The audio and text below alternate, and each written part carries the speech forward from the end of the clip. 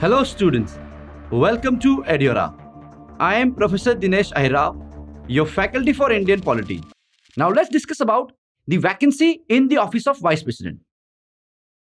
A vacancy in Vice President's office can occur in any of the following ways.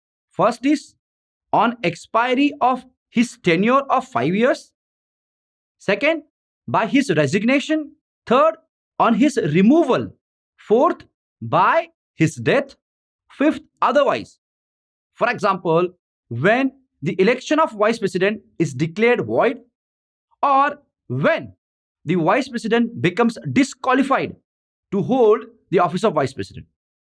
So these are the 5 ways in which the vacancy in the office of Vice President can occur.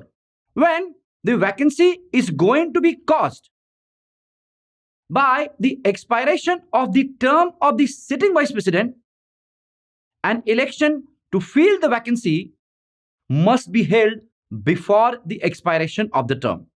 It means that the election to fill the office of Vice President must be conducted before the current Vice President completes his term.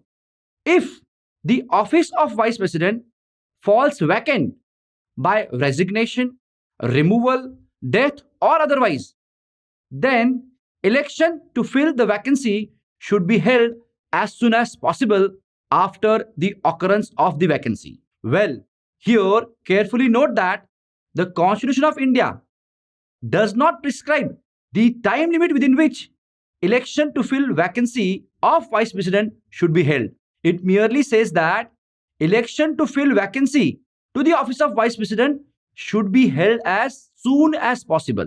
Whereas, in case of President, if the office of President fall vacant by resignation, removal, death, or otherwise, then the election to fill the vacancy of the President should be held within the 6 months from the occurrence of such vacancy. So in case of President of India, Constitution prescribes the limit of 6 months.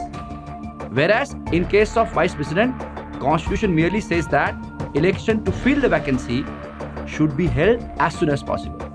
I hope this difference is clear.